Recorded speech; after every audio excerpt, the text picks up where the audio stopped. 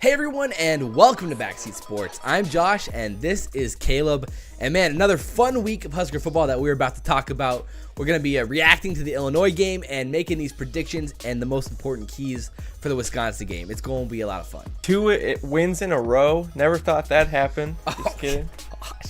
Did need a confidence boost, and luckily we got 2 easy ones with Rutgers and Illinois, kind of the bottom feeders of the Big Ten. And hopefully we get some good things rolling heading into Wisconsin. Yeah, some takeaways for the Illinois game. We'll start off with the offense. Obviously, less turnovers, only 1, and it wasn't by Tanner Lee this game. So that's good. Tanner Lee back on the right track. Starting the way he did his first game with 0 turnovers. The other great thing that happened is our offense got the ball in the hands of our playmakers on offense. Me and Josh had talked a lot about in our predictions how Nebraska needs to put the ball in the hands of the guys like Divino Zigbo, Stanley Morgan Jr., Mornay Pearsonell, and when that happens, good things happen on offense because they can make the special plays that nobody else on our team can. They have that next level speed, quickness, and elusiveness that just nobody else on our team has. And when that happened, it really made the difference in the game. Nebraska leaned on Divino Zigbo this last week, which was really important. We finally fed him the ball. That opened up the whole offense for us. It made Tanner Lee comfortable, and it made the defense on its heels. And we saw some very nice plays from him, like that 3rd and 20 where he converts just because he's the athlete that he is. So multiple good things we saw from him, and he really opened up the game for us on the offensive side. Zigbo averaged 5.9 yards a carry this week, which is, an improvement from Rutgers game, and he out-averaged Mikel Wilbon, which was the first time he did that as well. In the absence of Trey Bryant, the rushing attack's still been really great, which has, been very encouraging for the Huskers. The first big takeaway for me was that Stanley Morgan is an absolute monster. He's the best receiver in traffic that Nebraska's had in my recent memory. He's a stud in the middle of the field. His ability to catch the ball in traffic is phenomenal, and I think it's one of his most elite traits, and he's only going to get better. He's really building a rapport with Tanner Lee. Their connection is going to be even better in the future, and I'm extremely excited to see where that leads us. Mornay Pearsonell also did his work this week. The first play that comes to mind with him is where he looks one way to the defender and then turns around for the other for another 5-10 yards. He's just a great elusive player, and when you get those ball in those hands of those skilled guys, even when it's a small amount of field, they can make it so much larger, and all those guys exemplified that this week. And like Caleb said, the play calling on offense was so much better. I thought it was significantly more creative than it was in past weeks, and we were able to get the ball into the hands of our playmakers, like he said, and that's something that we had to do if we wanted to beat a team like Illinois. And obviously, if we want to be able to get this offense moving, we need those high percentage throws to get into the hands of Mornay Pearsonell and Stanley Morgan. So it's going to be extremely important. Next, as we move on to defense, defensive takeaways. Obviously, not a lot of bad things to say because we held Illinois to 6 points. They had 10 starters who are true freshmen on their team on both sides of the ball. So there was a lot of inexperience there, and Nebraska capitalized on it as it should have. Our defense really good in the red zone, holding them to field goals even when our offense that one time did put them in a bad position. They were able to get out of it. Yeah, that was the first time Nebraska hadn't allowed a touchdown since 2012 against Michigan. So that's obviously very impressive. Again, not the greatest team to do it on, but glad we can post a shutout of touchdowns. Some of the guys that stood out to me this week, Chris Webber, the linebacker, he made a ton of great tackles in space and really saved us a few times. I think he also had a half sack. That was really impressive, as well as the Davis brothers. As we've said in weeks before, when they're both on the field, they can create. They're very disruptive, and the brother celebrations are always great too when they get sacks. We had the most sacks Nebraska had. We had 5 sacks this week, which was more than we had the entire season. So that's pretty great. We needed some help on that because we'd only had 3 sacks in 4 games, and to get 5 in 1 game was a big build for us. Oh, most definitely. And I think I was really excited to see the defense starting to come to life a little bit. I think Diaco is starting to figure out what guys fit into his schemes and which guys don't. He's also been more flexible into working some 4-3 into the 3-4. And we saw that with a sack in the 3rd quarter. I think our defense plays the best when both Davis twins were on the field. We mentioned that in the past, but it really showed in this Illinois game. It seemed like Carlos Davis especially really started to come into life, and he's really played well. I think it's exciting to see some of that improvement, and hopefully we can see even more of it in the future. We're going to need him against Wisconsin. And yeah, I think that's a good jumping point into defensive keys for Wisconsin. My first one personally is we're going to have to be a lot more physical on the defensive side than we've been this whole season. We've we've really played off wide receivers. This whole our safeties and our quarterbacks have given them 5 to 10 yards of cushion. And I think we're going to need to be able to play up on the line this week against Wisconsin. We're going to have to disrupt their routes, and we're going to have to be really physical, or else we're going to get burned if we allow them that 5 to 10 yards of cushion for them to catch the ball. They're just going to be so much more athletic than any other team we've seen.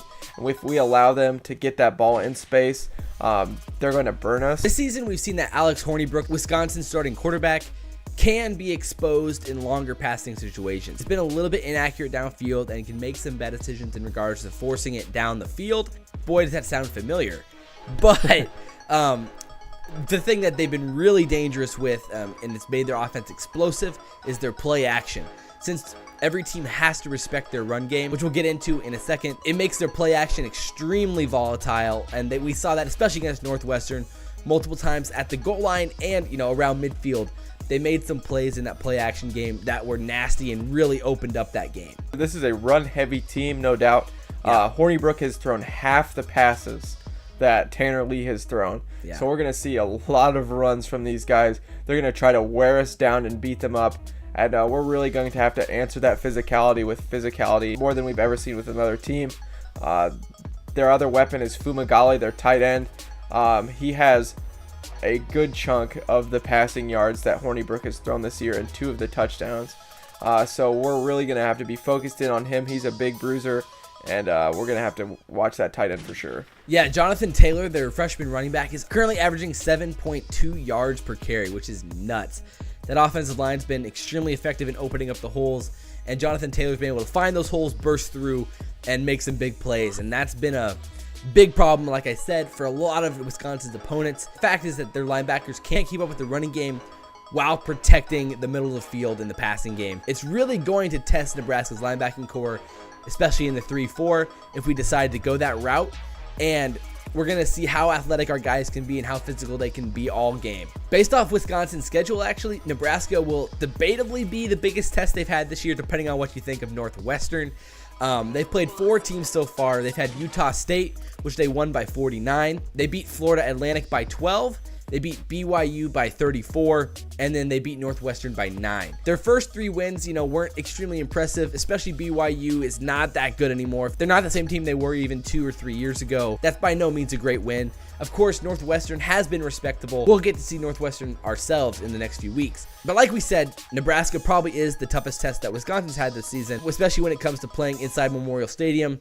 This is a huge game for Wisconsin. It's going to be their first test going into the year. Hopefully we can throw some things at them that they have not seen yet, especially defensively, and hopefully our offense can be a little bit more explosive than what they've already seen. The Wisconsin game came down to a touchdown. Northwestern did have a chance to tie late in the game, but the quarterback held onto the ball in the end zone and ended up getting a safety instead of throwing the ball away. They did have 1:30 left, run down the field and score a touchdown, but they wasted it there. Wisconsin is beatable. They're only averaging 13.5 points allowed on their defensive side, but as we saw with the last game, the stats have definitely been skewed a bit from their easiness of their opponents up to this point, obviously, until they played Northwestern, where they actually were challenged. Last year, Nebraska pushed Wisconsin to the edge. Actually, last year, we came in ranked 7th in the country. Wisconsin was 11th, and it came down to the wire. We lost in overtime 23-17. We really pushed Hornibrook. He did not play well. He only had a 37 QBR in the game, which was extremely poor. The issue was that Tommy Armstrong had a 16 QBR in the game, passed for basically 40% and only had 153 yards and 2 picks. So that was the issue last year. So obviously we need to see that improvement in the passing game and from the quarterback play in general. Tanner Lee will be the key in this game. Yeah, for sure. On the offensive side, it's obviously turnovers. The 2 times we won the turnover battle, we've won our games. The other times we have lost. It's going to be really important for us to not throw interceptions, to hold on to the football. The first key for any team, and we say it every week, but it is so important. Not giving your opponent the ball is just the easiest way to lose a game. We're going to also have to really lean on that run game and wear down this defense and really make them stay honest so that we can throw the ball this whole game. I think that's going to be very important. I think we're going to have to be able to set up each side of the ball and throw high percentage passes to get Tanner Lee comfortable. It'll be very interesting to see how this goes. Yeah, I think one of our final keys is that Tanner Lee needs to stay on his feet And we got to get Tanner Lee comfortable, like we said, early on to make sure that he can perform well later in the game. We saw against Illinois and Rutgers is once we got the run game going, Tanner Lee really kind of got comfortable and understood what he needed to do, especially on first and second down. A big issue for Tanner Lee this year, though, has been on third down. In his game splits, third down and over 6 yards to go has been hell for Tanner Lee this year.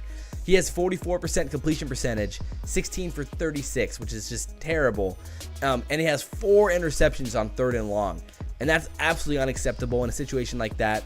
You know, a lot of times you'll get into those situations on your side of the field, and that's something you just cannot have. And so like we said, the run game becomes extremely important because if you can get yards on first and second down, you won't be in those third and longs. And so that's why we got to get that run game going early. Wisconsin is favored in this game by an 11.5 points.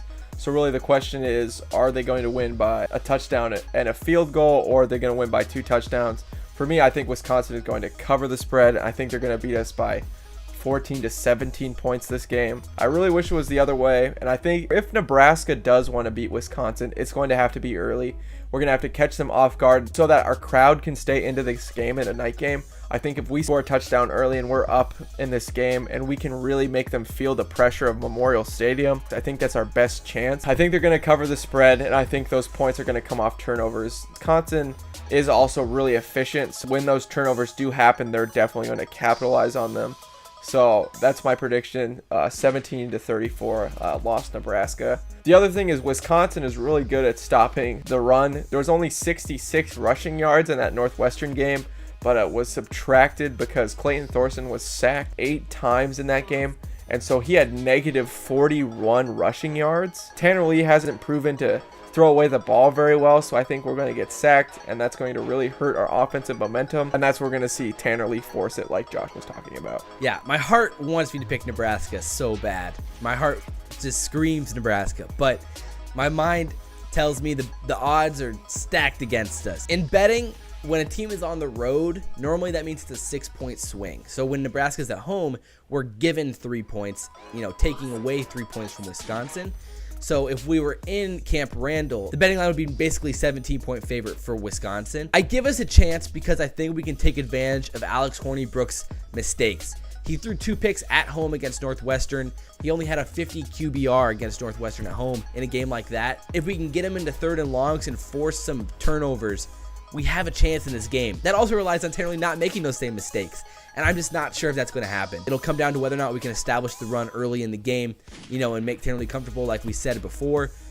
But I don't think it's going to be as effective we'd hope it's going to be. And our defense may not be able to get the pressure we need to get on Hornibrook to make this a close game. I do think Nebraska will cover the spread, but it's going to be close, and it could be in a garbage time type situation. Nonetheless, I think Nebraska will lose by about 10. Probably about 37 to 27. And as always, we love to hear what you have to say down in the comments section. What do you think is going to happen with this Nebraska game? Are we going to beat Wisconsin? What are your keys for success for Nebraska? And if you like this video, like, comment, favorite, and subscribe. And as always, I'm Caleb. He's Josh. This has been Backseat Sports, and we'll see you next video. Adios. Off of a nasty Northern Illinois loss, we needed a win like this to get us back on track. Obviously, now we have Illinois coming up. But we need to talk about his Rutgers game and what went on. Obviously, we were missing Stanley Morgan, Josh Kalu, Trey Bryant, Marcus Newby, and then Aaron Williams got kicked out after the first drive for that targeting call. Kind of a little bit of a BS there. Didn't necessarily think that was deserving, but